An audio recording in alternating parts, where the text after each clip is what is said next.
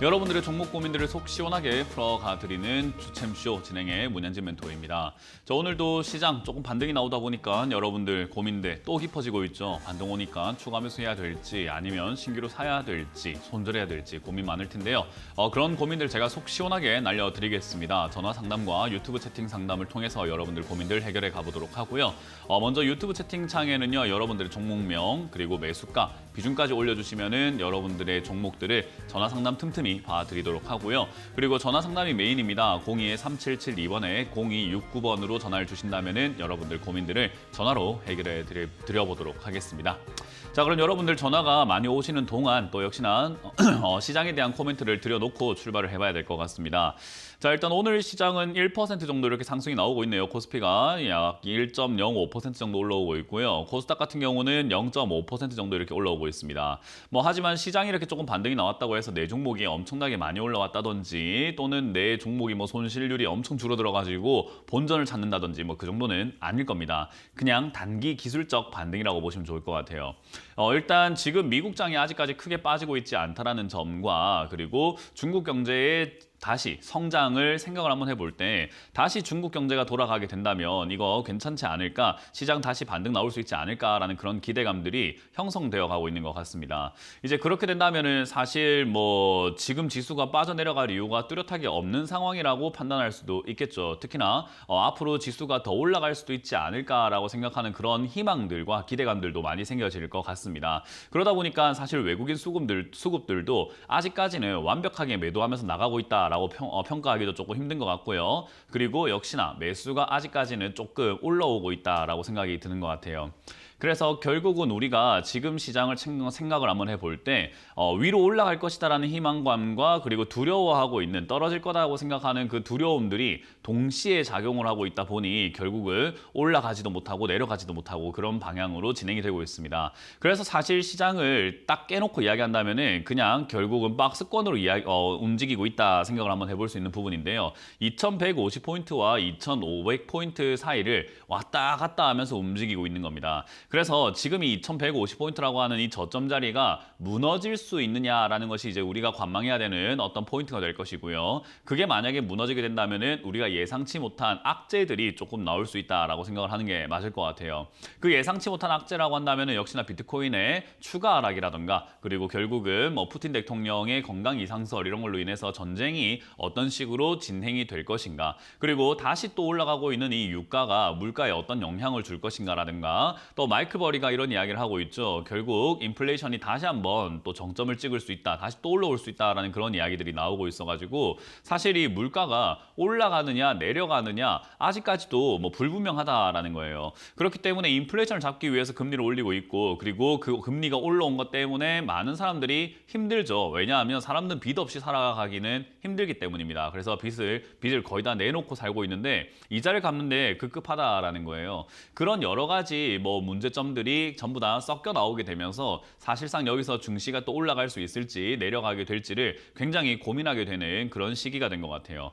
자, 어찌됐든 지난번에 올라왔던 것은 많은 사람들에게 희망을 불러일으키기 위한, 그리고 약간 기대를 하게 만들기 위한 상승이었다면 지금은 약간 공포를 불러일으키기 위한 그런 하락이라고 보시면 좋을 것 같고요. 그렇다고 해서 많은 사람들이 공포감을 지금 느꼈는가라고 하면요, 사실 공포감을 느꼈다기보다는 허탈함을 느꼈겠죠. 올라갈 줄 알았는데 올라가지 않네, 그래도 올라가겠지라고 생각하는 막연한 희망이 아직까진 깔려 있을 거라는 겁니다. 그렇기 때문에 제가 계속 말씀드리지만 저는 개인적으로 여기서 추가 하락이 한번 더 나와야 한다라고 생각해요. 나올 것이냐 나오지 않을 것이냐를 때려 맞추겠다 이런 느낌보다는 시장의 원리상 여기는 한번 추가 하락이 나와줘야 개인들의 물량들이 굉장히 많이 나오게 될 것이고, 이제 그 물량을 가지고 지금 주가가 굉장히 싼 것은 사실이기 때문에 누구나 알만한 내용이거든요. 그래서 그 누구나 알만한 자리에서 함부로 매수하지 못할 만한 그런 모양새를 만들 가능성이 높다. 그리고 난 다음에 올라갈 가능성이 있지 않을까라고 보는 거예요. 그래서 상승이 나온다고 하더라도 그냥 올라가는,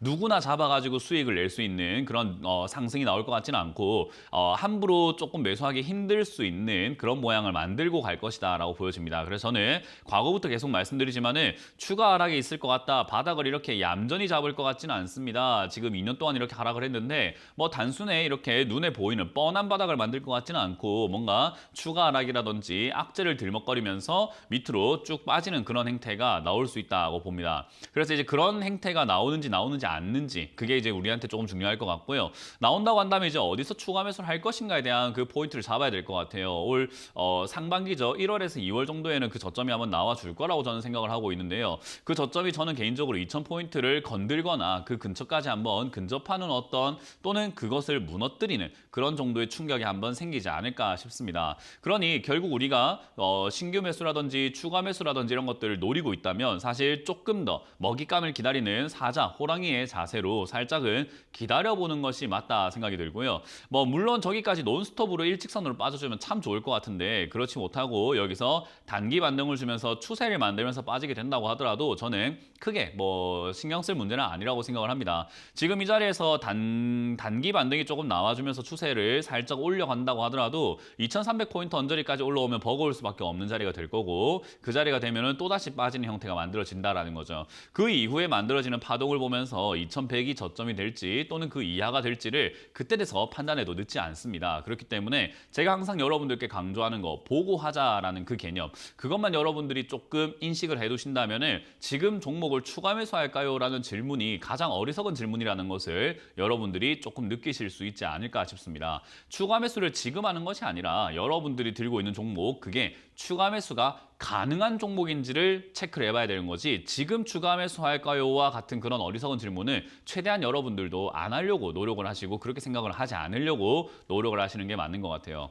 자, 어찌됐든 올해 굉장히 어려운 장세가 될 건 뻔합니다. 부동산, 뭐 정부에서도 부동산 가격을 뭐 연착륙을 시키겠다, 경착륙을 막겠다 뭐 그런 이야기를 하고 있지만 사실상 부동산 지금 대출 규제를 완화시켜준다고 해가지고 사람들이 빚을 내가지고 집을 살 수 있느냐 이자가 너무 비싸기 때문에 사실 그거 힘들잖아요. 그렇기 때문에 사실 연준에서 금리가 더 올라간다면 부동산 문제도 계속해서 힘들어질 거고 그러면 금융 리스크가 우리나라에도 찾아오게 되는 그런 구조가 될 겁니다. 그러니 올해는 사실상 금융 리스크를 염두에 두고 매매를 해야 되는 장세이기 때문에 그 어떤 장세보다 많이 대응하기가 힘들 수 있다. 그렇기 때문에 최저점은 아니더라도 최저점에 가깝게 매수를 해야 되고 그리고 최고점은 아니더라도 최고점에 가깝게 매도를 하고 난 다음에 우리는 나와야 되는 시장이 될 겁니다. 그래서 저는 지금 내려오는 이 하락은요. 역시 기회가 된다 생각을 하고요. 상승마저도 기회다. 어떤 기회냐? 탈출할 수 있는 기회라고 생각을 합니다. 저는 그 이후가 좀 더 큰 하락이 있을 거라고 보기 때문에 사실 이번 올해 여러분들이 이 변동에서 잘 대응하지 못하면은 어떤 큰 하락을 맞으면서 어떤 위기를 여러분들이 맞닥뜨리게 될지는 정확하게 말씀드리기가 힘든 정말로 어려운 상황이라고 생각하시면 좋을 것 같아요. 자, 어찌됐든 올해는 실물 경제와 이 주가 간의 괴리감이 많이 사라지면서 그게 많이 반영이 될 가능성이 높습니다. 지금 이 주가는요 경기 침체가 반영이 된 게 아닙니다. 그냥 거품이 빠진 거죠. 그렇기 때문에 지금부터 올해 반영이 될 내용이 경기 침체와 금융 리스크일 텐데요. 그게 선반영이 될 겁니다. 그래서 실물 경제는 아마 내년까지 또는 내후년까지 안 좋겠지만 주식시장은 올해 말 또는 내년 초에는 바닥을 잡을 가능성이 굉장히 높습니다. 그 바닥이 지금이 2100포인트가 아니라 저는 그 아래라고 생각을 하는 거기 때문에 그 점을 참고하셔가지고 여러분들이 대응하신다면 올해도 저는 별로 어렵지 않게 증시에서 살아남는 전략을 짤 수 있지 않을까 생각이 듭니다. 자, 그런 점들을 감안하셔가지고요. 지금 시장은 역시 단기 반등이다라고만 생각을 하시고 경거망동에서는 절대로 안 된다라는 거 그거 명심하시면서 오늘도 상담을 이어가 보도록 하겠습니다. 자, 그럼 여러분들 고민들을 전화로 상담을 해서 풀어드려 보도록 할게요. 전화를 받아봅니다. 여보세요? 네, 여보세요. 안녕하세요. 네, 안녕하세요. 문현진 멘토입니다. 네, 어떤 게 감사합니다. 궁금하세요? 카카오뱅크요. 26,000에 샀거든요. 네. 근데 빠져나오고 싶은데 빠져나올 수 있을까요? 그건 알 수가 없죠. 빠져나갈 수 있을까요?를 우리가 알 수 있는 방법은 없습니다. 항상 말씀드리지만 전문가의 상담의 프레임이라든가 패러다임이 많이 바뀌어야 돼요. 우리 점쟁이들한테 들어가가지고 올해는 내한테 안 좋은 일이 있을까요? 올해는 돈 벌 수 있을까요? 그렇게 물어보는 방식을 주식시장의 점쟁이들 그러니까 완전 전문가들한테 그렇게 점쟁이 생각을 하면서 본전 나갈 수 있을까요? 라는 질문을 많이 하시는데 그거는 좀 잘못된 방법이에요. 본전 나갈 수 있을지 없을지는 몰라요. 반등 나오면 나갈 수 있는 거고 반등 안 나오면 못 나오는 거 아니겠습니까? 그죠? 그러니까 우리가 그걸 때려 맞출 수는 없어요. 그러면 이 카카오뱅크라는 이 기업의 흐름과 그 방향성이라든지 그런 것들을 예측해서 시청자님이 뭘 할 건가가 중요해요. 주가가 지금 하염없이 내려간다고 하더라도 결국 단기 반등이 나오면 시청자님은 탈출하게 만들 수 있습니다. 가만히 있으면 안 된다 이 말이에요. 무슨 말인지 이해가 되나요? 가만히 있으면 본전 올까요가 아니라 내려가면 뭘 해줘야 본전을 찾을 수 있을 거고 올라갔을 때도 뭘 해줘야 내가 팔고 나올 수 있을 거예요. 그러니까 내가 뭘 할 건가가 더 중요하지 가만히 있으면 본전 올까요? 라는 그런 약간 무책임한 그런 질문을 많은 시청자분들이 다른 분들도 보고 있기 때문에 제가 말씀드리지만 그런 질문 이제 안 하는 게 좋아요.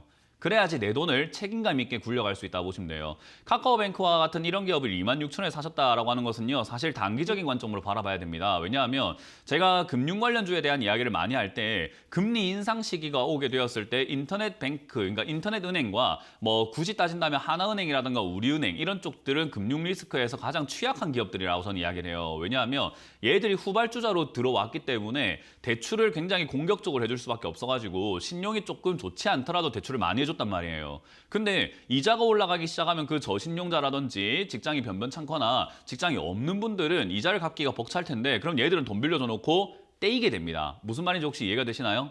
네. 그런 리스크에 가장 노출 많이 되어 있는 게 이런 카카오뱅크와 같은 기업인데 이거를 지금 여기에 매수하셨다라는 것은 장기 투자로 하신다면 저는 아직까지 고금리가 올 한 해는 계속 금리가 올라가거나 고금리로 유지가 될 텐데 올 한 해를 저는 무슨 자신감으로 이걸 사셔가지고 장기로 가져가시려고 하는지는 전혀 모르겠어요. 그러니까 장기로 가져가면 안 되는 기업이겠죠. 그러면 단기적으로 봤을 때는 차트가 무너지는 이 저점 자리 24,500원이 무너졌을 때는 손절을 해야 되는 기업이었던 거예요. 왜냐? 네. 차트 매매를 하든지 기업의 장기성을 보고 투자를 해야 되는데 장기로 봤을 때도 위험하고 차트를 보더라도 지금 손절해야 되는 자리예요. 그러니까 해야 될 거 다 놓치고 그냥 본전 올까요? 이러고 있으니까 끌려가는 거죠. 해야 될 건 이미 팔았어야 되는 기업이었던 거고 사서는 안 되는 기업이었던 거예요. 이해가 되세요?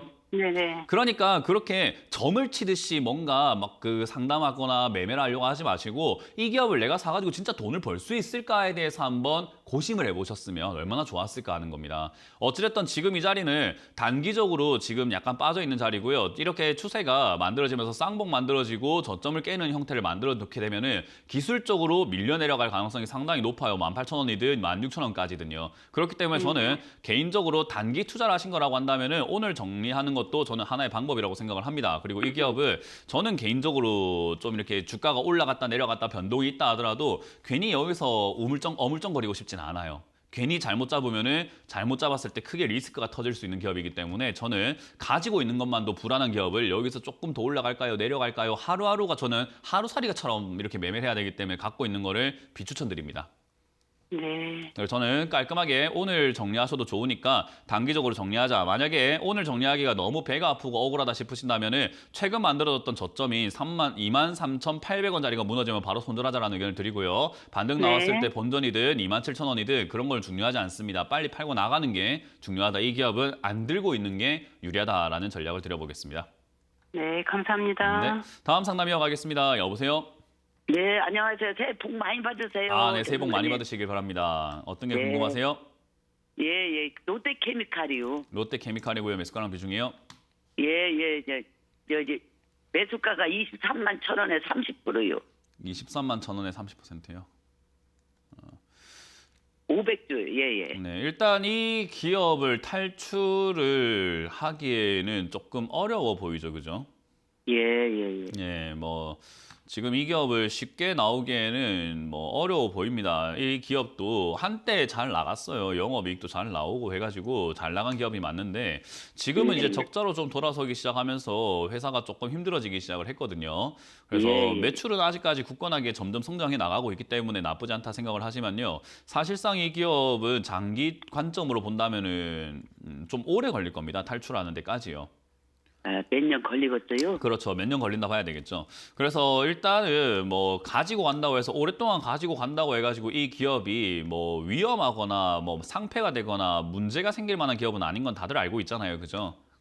예. 그래서 예. 이 기업은 그럼 저는 그대로 그냥 가져가시는 게 어떨까 생각이 들고요. 지금 당장은 저점을 뭐 이 13만 원에서 15만 원짜리 저점을 만들어 놓고 있는데 제 생각에 이거 무너질 것 같거든요. 그러면 이거를 다를까요? 무너뜨리면서 저는 개인적으로 한 10만 원 초반 정도 또는 10만 원 후반 정도까지는 밀릴 가능성이 상당히 높다고 봐요. 왜냐하면 이런 화학 관련주들이 단점이요. 경기가 안 좋을 때, 경기 침체일 때 조금 안 좋아요. 경기 침체와 이렇게 경기가 별로 안 좋아지게 되면은 뭐 제품들을 만드는 양 자체가 줄어드는 거 아니겠습니까? 사람들이 안 사니까요, 그죠? 예, 예. 그러니까 그렇게 봤을 때 경기에 바로 직격탄을 맞는 기업들이 뭘까라고 하면 이런 뭐 화학 관련주 그리고 부품 관련주, 제조업 관련주들이 좀 힘들 거라고 보거든요. 그래서 올해는 이런 관련주들이 시세를 내기가 상당히 힘들 거라고 봐요. 뭐 물론 이렇게 장기적으로 거시적으로 봤을 땐 그렇긴 한데 단기적으로 봤을 땐 테마주로 엮이면서 급등이 나올 수도 있는 거 아니겠습니까? 그죠? 예. 그래서 그런 것들을 감안해 보았을 때 이건 장기로 가져갔을 때는 뭐 불안하거나 문제가 있는 기업은 아니니까 그냥 홀딩하자라는 의견을 드릴 거고요. 혹여나 10만 원까지 내려온다면은 저는 오히려 그때서야 추가 매수를 좀 고민하시는 게 맞다고 봐요. 그래서 10만 원까지 내려오면 다시 한번 연락 주셔가지고 추가 매수를 같이 한번 고민해 보도록 하고요. 지금 이 자리에서 만약에 뭐 지금 유가가 다시 또 반등이 나오고 있고 하다 보니까 뭐 석유화학주라든지 화학 관련주에 다시 또 급등이 나오거나 상승세가 나오면은 한 22만 원대까지나 21만 원대까지는 주가가 회복될 수는 있거든요. 그러면 그때가 됐을 그때 때는 팔까요? 조금 비중을 좀 비중이 많으시기 때문에 비중을 줄여 놓는 것이 맞다고 봅니다. 예, 21만 원까지는 올라오겠어요? 모릅니다, 그거는.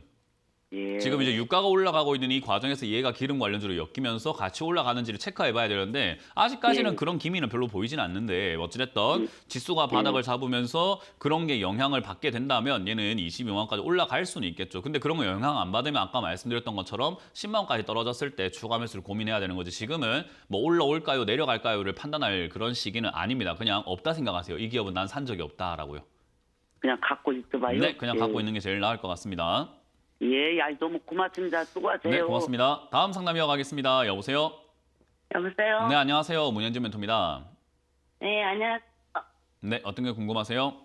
저기 부강약품 9,600원에 15%거든요. 근데 단타하려고 들어갔다 물렸는데 네, 그럼 그 말은 하지 마세요.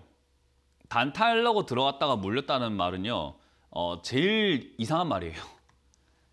그런 말은 없어요. 그러니까 동네 슈퍼에 뭐 그냥 콩나물 같은 거 사러 왔다가 유럽 여행 왔어요 하는 사람 없잖아요, 그죠? 네. 예, 그런 건 없어요. 그러니까 동네 집 앞에 그냥 나들이 갔다가 아이고 나들이 왔다가 남극까지 여행을 왔네요. 그런 사람은 잘 없지 않습니까? 그러니까 단타하려다가 물렸다라는 것 자체는요 말이 안 되는 모순이에요, 모순. 완전히 말이 안 되는 그런 이야기라고 생각을 하시면 좋습니다. 그래서 단타하려다가 물렸다 이거는요 지금 시청자님이 반드시 깨달아야 되는 건요 난 단타를 못하는 사람이다라는 것을 인정을 해야 돼요. 무슨 말인지 이해가 되나요? 네네. 네, 한번 외쳐볼까요? 나는 단타를 나는 단타를 못한다. 못한다. 네, 그거를 알고 계셔야 돼요. 왜냐하면 단타의 생명은 손절입니다. 무조건 손절이에요. 그 손절은 어떤 기준으로 어떻게 정하시든지 상관없어요. 시청자님이 나는 3% 손절할 거야, 2% 손절할 거야, 5% 손절할 거야 라고 정하면 거기가 손절 자리가 되는 거고요. 그 손절 자리에 내가 손절할 수 있느냐 못하느냐가 단타에서는 굉장히 중요해요. 그래서 단타는 부강약품으로 하는 것도 아니고 어떤 기업을 해도 상관이 없어요. 손절을 할 수 있느냐 못하느냐가 굉장히 중요하다는 거예요. 이해가 되시나요? 네네. 근데 단타를 하다가 물렸다라는 건요. 손절을 못한다는 이야기잖아요. 그죠? 그래서 제가 모순이라는 거예요. 단타를 할 거면 손절은 생명입니다. 반드시 해야 돼요. 단타는 손절이 따라붙게 되어 있어요. 무조건 손절을 무조건 해야 돼요. 아니다 싶을 때 나올 줄 알아야 되거든요. 근데 단타하다가 물렸다라는 말은 있을 수가 없는 단어라는 거죠. 그런 문장은 없어요. 그래서 시청자님도 나는 단타를 못하는 사람이다라는 것을 빨리 깨달아야 돼요. 왜냐하면 이게 차트상으로 봤을 때 9,600원에 매수하셨다는 것은 최근에 한 달, 지난달이었죠. 지난달 올라왔을 때 이 자리 머물 때 매수하신 거예요. 그죠? 네네. 이 자리 머물 때 매수하셨으면은 적어도 이 자리 위쪽에서 올라와서 이렇게 움직였던 9,200원대부터 9,700원, 800원대까지 왔다 갔다 하고 있는 이 저점 9,300원을 무너질 때는 손절을 했어야 된다는 겁니다. 저게 단타를 하는 사람들은 대부분 이 자리에서 손절하게 되어 있어요. 어느 날이냐면은 요날 12월 26일이죠. 12월 26일. 요날 손절을 하게 되어 있습니다. 반드시 하게 되어 있어요. 단타를 하는 사람들 여기서 다 손절합니다. 근데 시청자님 했어요? 안 했어요? 안 했어요. 왜? 할 줄 몰랐을 것도 같고 차트를 보질 않았기 때문이겠죠. 그러니까 단타에 필요한 기술이 없는데 단타를 하고 있기 때문에 이렇게 물리게 되고 여기서 이제 어떻게 해야 될까요를 고민하게 돼요. 단타는 사람들은 저기 손절하고 이거 고민도 안 해요. 그러면 이거 고민하는 사람들은 뭐냐라고 하면은 장기 투자하는 사람들이거든요. 스윙 투자라든지 장기 투자하는 사람인데 만약 시청자님이 또 이 종목을 스윙 투자한다면 9,500원에 안 사요. 적어도 8,000원대 가깝게 매수를 하려고 노력을 하게 되죠. 그러니까 단타로 매수를 들어갔지만 손절도 못하고 끌려가면서 스윙으로 끌려가는 이도저도 아닌 매매를 하고 계시는 거예요. 그러니까 이렇게 해서는 된다 안 된다? 아니, 안 되는 거예요. 그러니까 이거는 부강약품이 아니더라도 어떤 기업으로 어떻게 매매하시더라도 이렇게 하면 무조건 계좌가 망가집니다. 손실로 그냥 무조건 이어지게 되는 매매 방법이에요. 그래서 이렇게 하지 마시고 지금은 당장은 단기적인 관점으로 봤을 때 단기 반등이 나와주고 있고 제약바이오가 아직 나쁘진 않아요. 중국에 지금 확진자가 많아지면서 뭐 감기약이 부족하네 뭐네 이런 이야기하면서 감기약하고 전혀 상관이 없는 이런 부강약품과 같은 이런 기업들도 급등이 나오게 되어 있거든요. 그래서 그 시세가 나오는지를 보면서 기대감을 가지고 한번 기다려볼 필요가 있고요. 이제는 지난번 9,300원 손절 라인을 놓쳤기 때문에 이제는 손절 라인을 아래쪽으로 좀 낮춰야 돼요. 지금 보기에 제가 보기에는 이 8,800원짜리가 무너지면 손절하는 게 낫지 않을까 싶거든요. 지난 9,300원보다 어때요? 좀 더 아래쪽에 손절해야 되죠?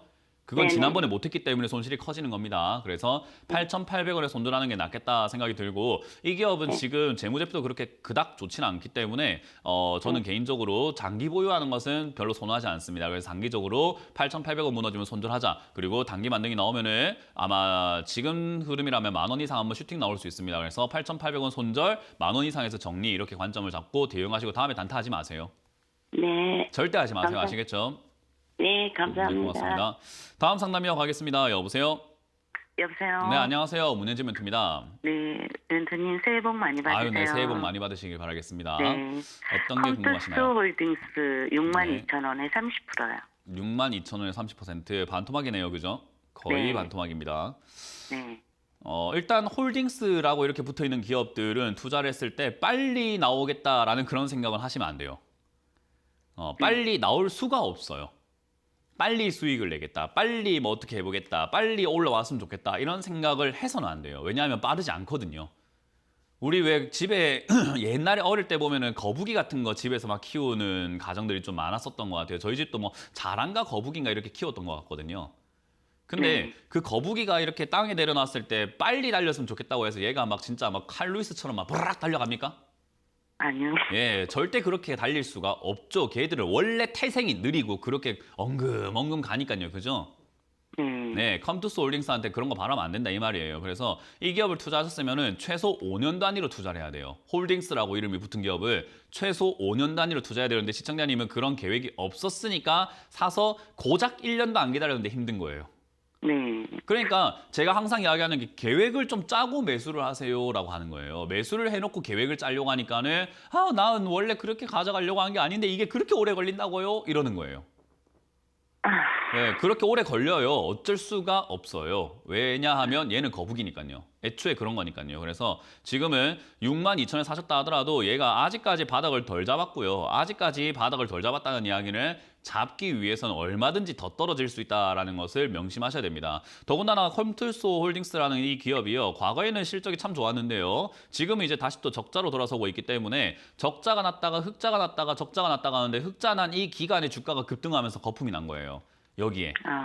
이때 거품이 빡 생겼다가 지금은 다시 또 원래 제자리 돌아갑니다. 그럼 얘 제자리는 어딘가? 항상 이 13,000원대 지난번에 적자 났을 때 13,000원대까지 내려갔기 때문에 지금도 그 정도 내려가야 뭐 바닥을 잡을 수 있지 않을까 싶은 자리고요. 게임 관련주는 아직까지 뭐 저는 끝난 건 아니라고 봐요. 게임은 어찌됐든 산업성으로 볼 때 VR이라든지 이런 테마로 넘어가게 되어 있는 거고 게임으로 인해서 사람의 심리를 치료한다든지 이런 쪽으로도 지금 연구가 많이 되어가고 있기 때문에 게임이라고 하는 게 이제 그냥 우리 옛날에 그냥 오락한다 뭐 야 엄마가 게임하지 말랬지 이런 느낌에서 이제 벗어났어요. 그래서 게임 산업은 이제 한국에 정말로 강한 산업이 되었고 그 산업을 이제 키우기 위해서 아마 계속해서 노력이 될 거고 지금도 아마 노력이 되고 있다고 봅니다. 그래서 장기적으로 본다면은 뭐 나쁘진 않아요. 대신에 아까 말씀드린 것처럼 다른 게임 관련주에 비해서 얘는 장기라고 하는 그 표현이 한 5년이에요.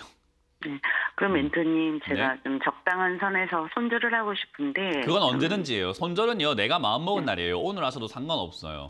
왜냐하면 손절이라고 하는 부분은요. 내가 그냥 마음 놓고 이제 그냥 됐다마 하고 나오는 거예요. 그죠? 경상도 사투리로는 됐다마 이거거든요. 됐다마. 난 됐다마 그냥 막 꼴도 보기 싫다 이러면서 나오는 거란 말이에요. 그래서 그거는 맺고 끊음을 내가 결정하는 거예요. 반등이 안 나와도 그냥 솔직히 나오면 돼요.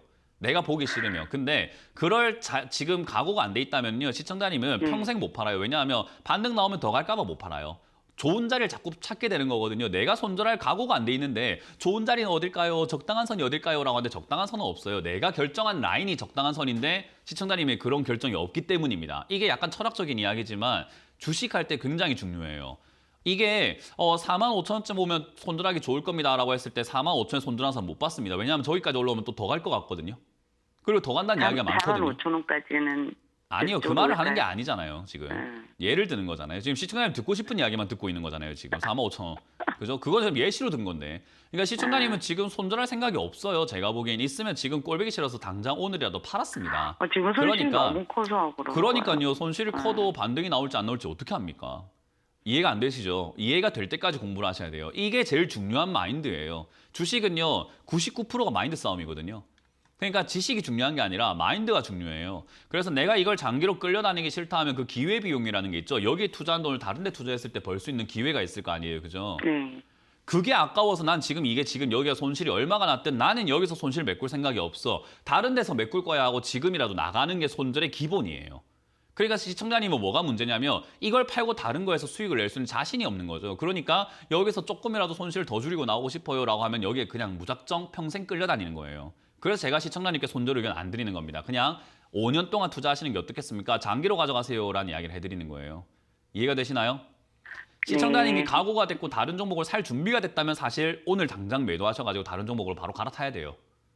근데 그게 안 되니까 그냥 홀딩하세요. 홀딩하셔가지고 이 기업은 한 25,000원, 2만 원까지 빠진다고 하더라도 문제가 될 만한 기업은 아닙니다. 그렇기 때문에 오히려 내려왔을 때 추가 매수를 좀 적극적으로 해가지고 비중을 50% 이상까지 늘리셔가지고 매수가를 왕창 낮추는 것을 연구를 하셔야 돼요. 그래서 지금은 손절 생각하지 마시고 그냥 홀딩하자라는 의견 드리고요. 게임 관련주 최근에 막 뛰어오르고 있기 때문에 뭐 중국 저 판호 개방을 했다 이런 이야기들 때문에 올라오거든요. 그래서 만에 하나 이상급등 현상으로 5만 원까지 올라오면 그때 손절하시는 게 어떨까 생각이 듭니다. 근데 그 전까지는 손절할 생각하지 마시고 그냥 장기로 가져간다라고 결심을 굳히시길 바라겠습니다. 네, 감사합니다. 네, 고맙습니다. 다음 상담 이어가겠습니다. 여보세요? 예, 안녕하세요. 네, 안녕하세요. 많으십니다. 문현지 멘토입니다. 예, 수고 많으십니다. 어떤 게 궁금하세요? 산목 S폼이요. 다시 한번 말씀해 주세요. 산목 S폼 삼목 S폼이고요. 매수가랑 비중이요? 22,000원에 45%요. 22,000원에 45%요. 꽤 많이 사셨네요. 예. 사신 이유가 있으실까요? 아니 먼저 친구 권유로 다 샀는데 사고 나서 계속 떨어지네요. 한번 매수가 근처까지 왔었는데 매도를 못 해가지고. 매도를 안 하신 거겠죠? 예. 일단 제일 중요한 거는요. 삼목 S폼이라고 하는 이 기업은 실적이 나쁘지 않아요. 좋은 편에 속합니다. 근데 이제 주가가 좀 거품이 많이 꼈어요. 쓸데없이 좀 많이 올라온 기업이에요. 그래서 이 기업은 예전에 이제 4대강으로 엮여 있기도 했고 이제는 기업 그러니까 아파트를 많이 짓는다 하면 인테리어라든지 인프라 구축이라든지 이런 쪽으로 많이 엮여가지고 정치 테마로도 많이 엮여가지고 급등이 나왔던 기업이에요. 그러니까 우리 대한민국 정치인들이 딱 이렇게 공약을 낼 때쯤 되면은 아파트 공급 늘리겠다, 인프라 구축하겠다, 어디 어떻게 하겠다, GTX 하겠다, 이런 이야기 공약들 많이 내잖아요, 그죠? 예. 그런 쪽으로 엮여가지고 대선 분위기에 맞춰가지고 이렇게 급등이 나오는 기업 중에 하나가 바로 이런 건설, 자재, 그리고 인프라 이런 관련주라고 보시면 돼요. 그래서 그때 한번 올라왔기 때문에 사실 이거 다시 올라오려면 다음 대선 기다리셔야 돼요. 정치 테마주로 엮여가지고 올라온 거거든요. 그래서 지금 이거는 지금 당장에 탈출할 수 있는가라고 하면 조금 어렵다 생각이 들고요. 다행스럽게도 일단 건설 관련 이렇게 건설 부품이라든지 또 건설 이렇게 하청이라든지 그런 쪽으로 엮여 있는 그런 기업이요. 지금 요즘에 영업이익이 사실 좋게 나오기가 힘든데도 불구하고 이 기업은 영업이익이 증가하고 있습니다. 그렇기 때문에 사실상 이 기업은 나중에라도 정치 테마가 아니더라도 우상향을 하면서 올라갈 수 있는 그런 조건을 갖고 있어요. 그래서 지금 당장은요 급등이 나오거나 테마로 엮이거나 이런 것들은 너무 바라지 마시고 지금은 거래량도 별로 없고 거기다가 품절주라는 그런 특성을 갖고 있기 때문에 장이 안 좋을 때 일시적으로 약간 이상급등 현상으로 튀어 올라올 수는 있겠다 생각이 듭니다. 실적도 어느 정도 나쁘지 않기 때문에 사람들이 품절주에 관심 가질 때 이거는 급등이 나와서 본전 언저리까지는 튀어 오를 가능성은 있어요. 그래서 그냥 들고 가세요. 추가 매수는 하지 마시고 그냥 들고 가시면 본전에 한 번은 나올 수는 있겠다 생각이 듭니다. 만약에 제 예상대로 그 실적이라든가 이런 부분들, 품절주라든가 이런 데 엮여가지고 급등이 나온다면은 빠른 시일 내에 빠른 시일이라는 게 올해 안에 21,000원 정도까지 올라올 수 있다 생각이 드는데요. 그거 아니면 그냥 다음 대선까지 기다리세요, 그냥. 예, 예. 그래서 이거 마음 그냥 놓고 기다려버리시는 게 나을 것 같다는 조언을 드려보도록 하겠습니다. 예, 예, 고맙습니다. 네, 고맙습니다. 자, 이번 주도 강연회가 많이 잡혀 있습니다. 강연회 오프라인으로 만날 수 있는 기회가 또 저희가 마련되어 있는데요. 어디서 열리는지 체크해보고 돌아오도록 하겠습니다.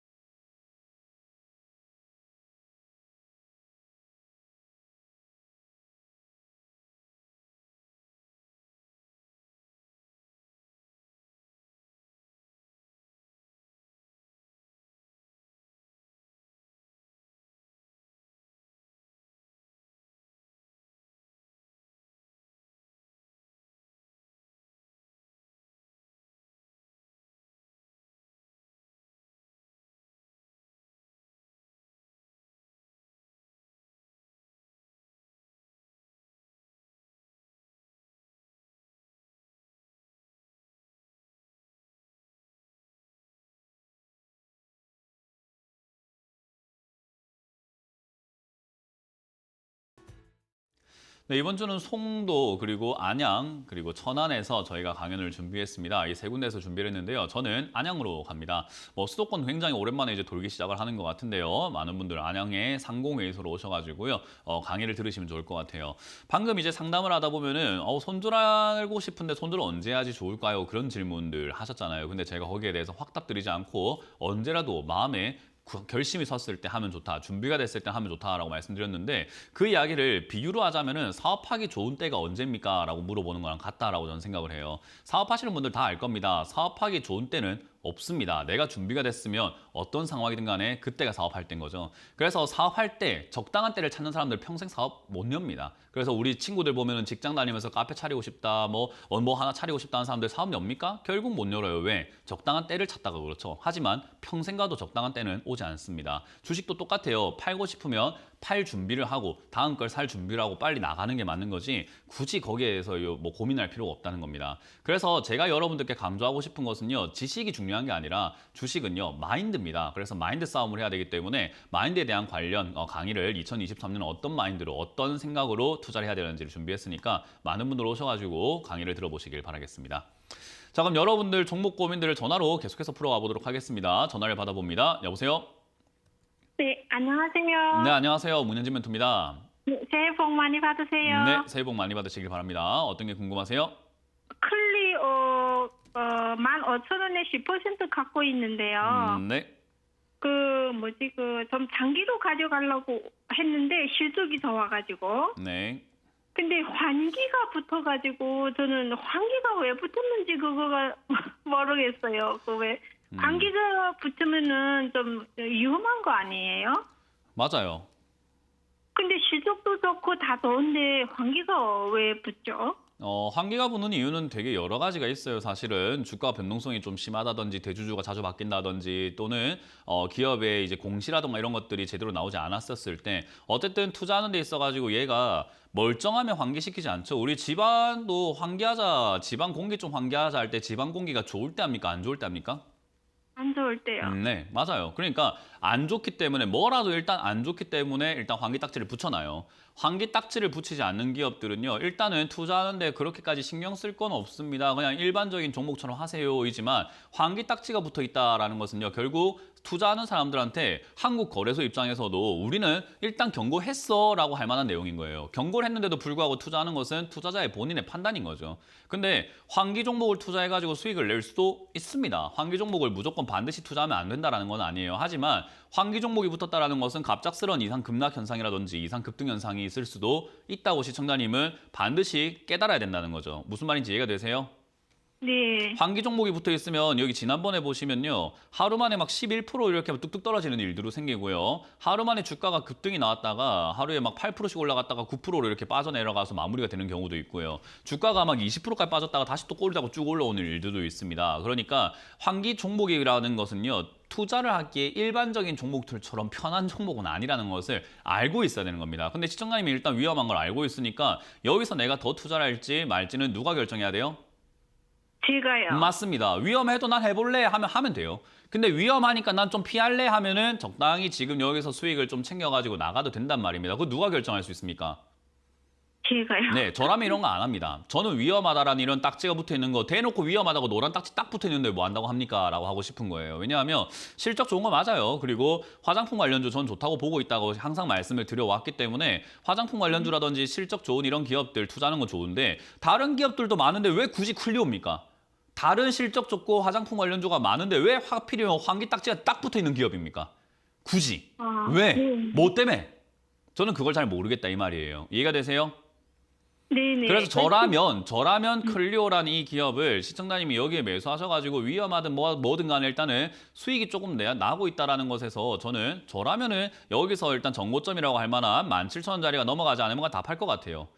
그리고 다시는 이런 기업 안 살 것 같습니다. 왜냐하면 많은 사람들이 환기 기업으로 수익을 보는 사람도 분명히 있겠지만 그런 사람들의 비율은 제가 보기엔 1%도 안 돼요.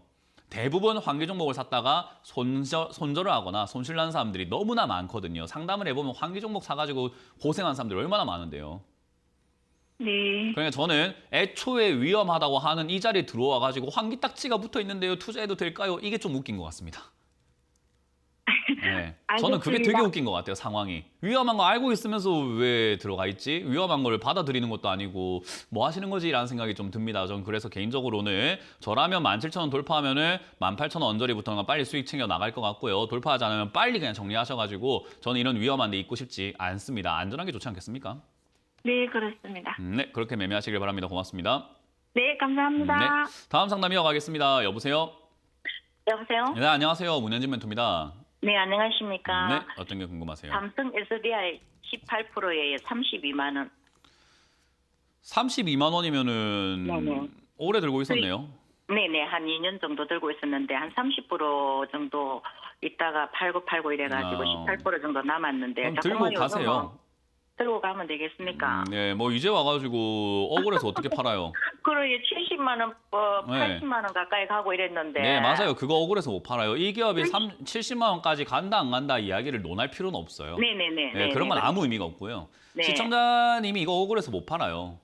그래서 그렇죠. 시청자님이 이 상담은요, 진짜 남을 죽이는 상담이에요. 그러니까 전문가들을 그냥 죽이는 상담이 되는 거예요. 왜냐하면 32만 원에 사셨잖아요, 그죠? 네네. 여기서 지금 팔까 말까는 시청자님이 결정하면 되는 이야기예요. 왜냐하면 70만 원 수익이나 뭐 여기 60만 원대 맞아요. 수익이나 똑같거든요. 어차피 네, 수익이란 네, 네. 말이에요. 근데 시청자님은 지금 여기서 내가 지금 70만 원 올라갔을 때 못 팔았거든. 근데 지금 내가 지금 이까지 내려오니까 팔까 말까 엄청 고민되는데 나는 실력이 없으니까 네가 맞춰줘봐 해가지고 네가 틀리면 니는 이제 앞으로 실력 없는 놈이야. 네가 맞추면 니는 실력이 있는 놈이야. 이렇게 하시려고 하는 그런 자세인 거예요. 아닙니다. 그건 그게 아니라고는 하지만 이게 네. 결국 그렇게 돼요. 심리상으로는요. 네. 그래서 결국 이 자리는요. 수익이 나고 있으면 제가 해드리고 싶은 말은요. 수익이 나고 있으면 저는 언제든지 팔아라라고 이야기하는데 어느 정도 분할 매도를 하셨거든요. 이미.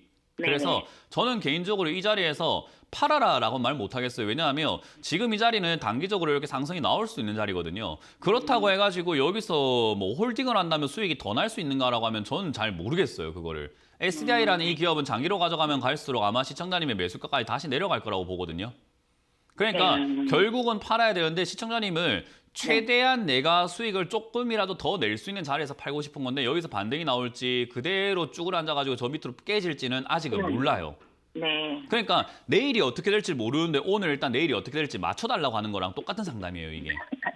그러니까 저는 그거를 거절하겠습니다. 이 상담은 아무 의미가 없어요. 시청자님이 그냥 홀딩하고 가져갈 수밖에 없어요. 제가 상담 딱 받자마자 말씀드린 게 SDI가 어떤 기업이고요, 뭐 좋은 기업이고요, 업황이 좋고요, 어떤 기업 이런 이야기 한 게 아니라 억울해서 어떻게 팔아요라고 이야기했죠, 그죠? 네네. 시청자님 마음속엔 지금 억울함밖에 없어요. 아우 내가 75만 원을 받는데요. 저때 팔았으면 돈이 얼마입니까? 이거밖에 생각 안 해요.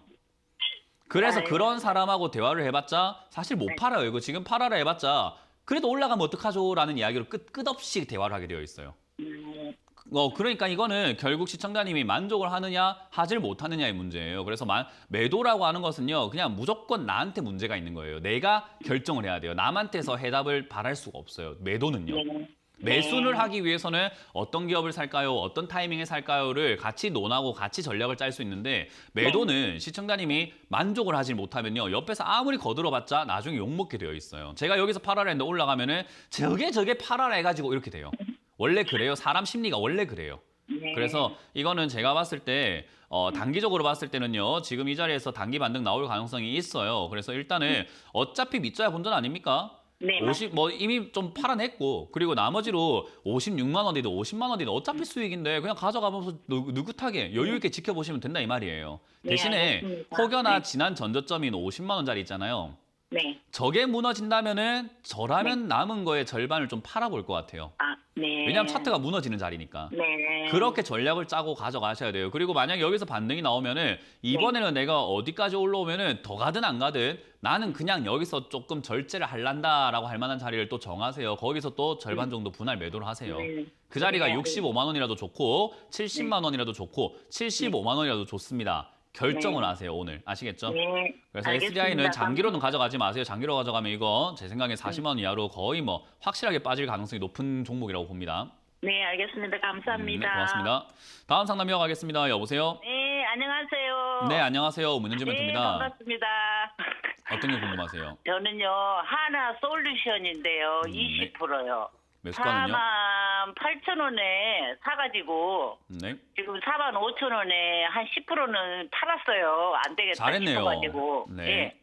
그래가지고 지금 내가 흘러내려온 게 지금 42,000원까지 왔는데 오늘 투자 심리 보니까 100이에요. 마이너스 100. 그 심각하다 싶어서 3만 원이 보이는 거예요. 제 생각으로는. 어떻게 해야 될까요? 투자? 네, 뭘 하고요? 뭐가 100이라고요? 투자 심리 그거를 쳐보니까 최저예요. 지금 투자 심리는 42,000원이. 뭐예요? 그 저기로 그 현재가에서 들어가가지고 보면은 네.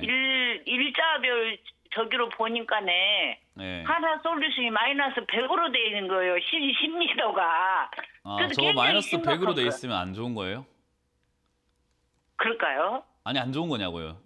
아니 100으로 오면은 여기서 저점이 완전히 왔는 것 같기도 하는데 그래서 심각해서 제가 두 번이나 오늘 전화를 했습니다. 아니, 투자 심리선이 뭔데? 심리도. 아니, 이거 투자 심리도가 뭔데 100이 나오면 안 좋은 거고 왜 그렇게 판단을 하시는 건지 저는 잘 모르겠어요. 아 그래요? 최저로 오면은 그때가 그 사는 시기라고 자, 제가 알고 이게 있거든요. 생각을 한번 해보시면요. 주식을 그렇게 공식을 만들어가지고 투자를 하면 안 되는 곳이에요. 특히나 투자 심리선이라고 하는 그거 보면 좋을 수도 있겠죠. 근데 제가 말씀드렸지만 저는 그런 거를 보지 않습니다. 투자 심리선이라든가 이런 걸. 근데 그걸 안 보는 사람이 저만 있는 게 아니라 세상에 굉장히 많을 거예요. 그죠? 네. 그러면 이 주식이라고 하는 것은 모두가 참가해가지고 주가가 올라갈까 내려갈까를 판단해야 되는 곳이에요. 근데 거기서 네. 나만 보는 어떤 지표가 무슨 의미가 있겠습니까? 나만 보는데. 많은 네. 사람이 보는 게 아니고 소수만 보는 게 어떤 의미가 있겠냐는 거예요. 그런 거 별 의미가 없어요. 그 다 전부 다 숫자 노름이고 장난치고 있는 거예요. 그래서 네. 제가 지금 제 차트를 한번 띄워볼게요. 네. 제 차트를 한번 보시면은 차트가 어때요? 너저분한 어떤 보조 지표 같은 게 있습니까? 아니면 그냥 거래량하고 딱 그냥 차트만 있습니까? 저는 거래량하고 저기 그냥 차트만 딱 보이죠. 가격 움직이는 네. 거랑 거래량만 보이죠. 그 거래량도 색깔이 있어요, 없어요? 거래량은 거래량도 색깔은 색깔도 있어요. 그냥 시꺼멓게 그냥 다 바꿔놔버렸죠, 그죠? 예. 이런데 현혹되지 마라 이거예요. 차트는요, 잘 보세요. 자, 이거 차트를 제가 이거를 이렇게 검은색으로 다 바꿔놓는다 하더라도 상관없어요. 이렇게 봐도 상관없어요. 그냥 가격이 움직이는 그냥 흐름을 보고 이 가격이 어디쯤에 와 있는가, 그리고 이 자리에서 어떤 뉴스가 나오는가, 이 가격에서 네. 사람들이 뭐 하고 싶은가, 그런 걸 생각해야 되는 거지. 이평선이든 MACD든 일목균형지표든 스토캐스틱이든 쓸데없는 이격돌이라든지 이런 것들을 왜 봅니까 도대체가. 저는 그거 왜 보는지 이해가 안 돼요. 그래요? 안 봐도 된다라는 거예요. 안 봐도 그냥 이 주가의 움직임과 가격의 위치만 알고 있으면 되는데, 자, 이 주가의 지금 위치는요, 어딘가 하면은, 자, 빨간색의 시청자님 매수가거든요. 네. 투자 심리가 지금은 마이너스 100이고 말고가 아니고 빨간색이 지금 시청자님의 매수가거든요. 네. 그러면 저 자리에는 이 1985년도부터 지금 주식을 들고 있던 사람들이 전부 다 손실 보는 네. 자리입니까? 수익을 보는 자리입니까? 1985년도 자리에 보는 건 수익이죠. 지금도. 전부 다 수익이네요. 그죠? 네. 왜냐하면 이 5만 원대까지 올라간 적이 딱 3번 있어요. 2009년에 한 번, 2019년에 한 번, 지금 이번에 한 번이에요. 3번 올라왔단 말이에요. 네네. 그럼 이 주식을 들고 있는 사람들 전부 다 5만 원 이하에 들고 있다는 거고 수익을 내려면 뭐 해야 될까요? 팔아야 되지 않을까요? 그렇죠. 그럼 그 사람들이 팔아야 돼. 되는 자리겠죠. 팔아야 수익을 내니까. 근데 그 자리에 시청자들은 뭐 한 거예요, 지금? 산 거예요, 저는. 산 거예요. 그 금마들이, 금마들이라고 죄송합니다만 어쨌든 세력들이 수익 보는 사람들이 5만 원대에 못 팔게 하려면 시청자님이 안 샀으면 돼요. 그죠? 그쵸. 안 샀으면 자기들이 수익 나도 못 팔 거 아닙니까? 근데 이걸 사줬으니까 걔들은 수익 실현했을 거고 시청자들이 물리는 거예요. 그냥 그게 투자 심리입니다. 투자 심리는 그 심리선을 보고 뭐 몇 프로고 이게 아니라 지금 네. 가장 비싼 자리에서 한국 하나솔루션이 뭐 좋다 할 때 여기 사가지고 지금 물려 있다라는 게 그게 아주 중요한 심리인 거예요. 내가 여기서 욕심이 나서 좋다고 할 때 네. 수익이 날까봐 그렇게 샀을 때 남들은 수익이 났을 때 팔고 있었다라는 거. 좋으면 지가 네, 가져가지 왜 팝니까? 네, 그런 것 같아요. 예, 그게 심리예요. 여기 이거를 뭐 차트로 뭐 그래프로 심리선 뭐 지수로 그렇게 못 봐요. 심리는 생각을 하면서 분석을 해봐야 되는 거예요. 그러면 네. 지금 자리는 주가가 떨어지고 있으니까 아무래도 공포감을 느끼니까 뭐 심리선이니 뭐니 그런 게 마이너스가 나올 수는 있습니다만은 별 의미 없어요. 제가 보기에는 이 기업은 지금 반등이 나갈 자리, 그러니까 차트상으로 봤을 때 저항 지지라고 하거든요. 네. 저항 지지가 훨씬 더 중요합니다. 그런 심리 이상한 그런 거보다도. 네. 저항 지지로 봤을 때 지금 이 자리는 저항선입니다. 그래서 여기서 반등 나갈 가능성이 지금 있다라고 보면 되고요. 단기 반등 네. 나오면 4만 5천원대 정리하시고 심리선 그거 바로 지워버리세요. 그런 거 보지 마세요. 그런 거. 아, 그래요? 그러니까 매매가 꼬이시는 겁니다. 저도 심각해서 오늘 지금 보니까 이렇게 저기에서 네, 여기서 그 심각한 지금- 거는 시청자님의 그 매매 방식이 심각하지 이 주식이 심각한 네. 건 아니에요. 이건 지금 여기 사면 안 되는 거였습니다. 아시겠죠? 4만 5천원에 손절한 건 정말 잘했습니다. 차트가 무너지는 자리이기 때문에 비중 줄이는 건 정말 잘했고요. 지금부터 네. 잘하려면은 4만 원대 단기 반등 나올 때 4만 5천원까지 네. 반등 나올 수 있는데 그때 다시 한 번 더 매도하시는 것을 추천드리고 그런 심리선 이런 거 안 보시는 걸 다시 한 번 더 추천드려 보도록 합니다. 다음 상담 이어가겠습니다. 여보세요? 여보세요? 네, 안녕하세요. 문현진 멘토입니다. 반갑습니다. 네, 어떤 게 궁금하세요? LG U 플러스요. LG U 플러스고요. 매수가랑 비중이요? 13,600원에 10%인데요. 13,600원에 10%예요. 일단 LG U 플러스와 같은 이런 기업들은요. 지금 당장은 좀 안 좋을 수 있습니다. 코로나 때 한번 이렇게 2021년에 한번 상승을 했기 때문인데 저 당시에도 제가 코로나 때 이렇게 떨어져 있을 때 그런 이야기를 했었어요.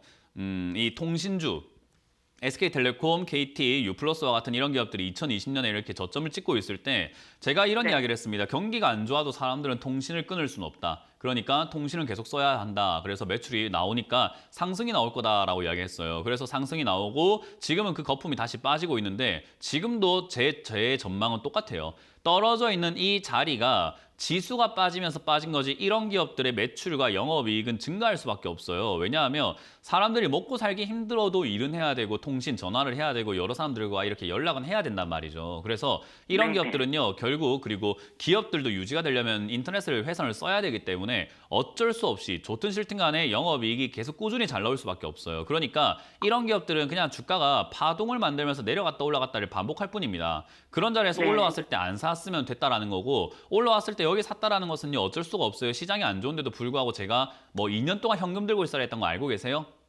네. 네, 전 사지 마라 했잖아요. 아무 종목도 사지 마라라고 이야기를 했었어요. 왜냐하면 어차피 뭘 사든 떨어질 게 뻔하니까요.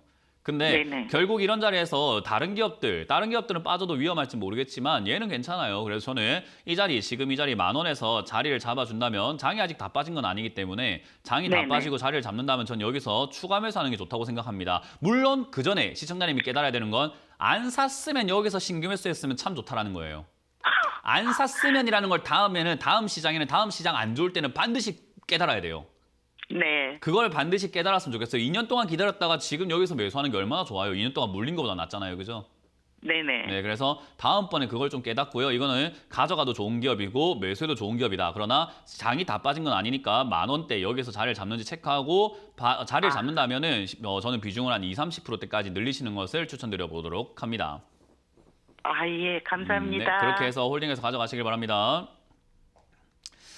자, 시장이 굉장히 어렵다 보니까 많은 분들께서 아직까지도 지금 마인드가 먼저다라는 개념을 좀 이렇게 잡지 못하고 계시는 것 같아요. 주식은요, 처음부터 끝까지 내가 결정을 해야 되고, 내가 선택을 해야 되고, 내가 어찌됐든지 결심을 해야 됩니다. 근데 여러분들이 매도, 매수, 그 어느 것도 결심을 하지 못한다면은 사실은 끌려다닐 수밖에 없는 게 주식시장이에요. 그러면 항상 매일같이 어제를 후회를 하게 되겠죠. 어제 팔 걸, 살 걸 하면서요. 오늘은 적어도 내가 가져간다고 마음을 먹었으면은 쳐다도 보지 않는 그런 한 해가 하루가 되셨으면 좋겠고, 판다고 마음먹으면 어디라도 팔 수 있는 분들이 되셨으면 좋겠습니다. 그래서 오늘보다는 내일을 바라보면서 오늘 어떤 결정을 내리시는 여러분들이 되시길 바라고, 그런 결심 내렸으면 후회하지 마시고 그냥 묵묵하게 앞길을 보면서 걸어가자, 그런 이야기를 해드려보고 싶네요. 어쨌든 마인드 정말 중요합니다. 오늘도 마인드를 부여잡고 저는 아무것도 안 하기로 결심을 했기 때문에 여러분들도 저랑 의견이 같다면 아무것도 하지 않는 하루가 되시길 바라면서 마무리 지어보도록 하겠습니다. 자, 지금까지 주챔쇼의 문현진 멘토였습니다. 고맙습니다.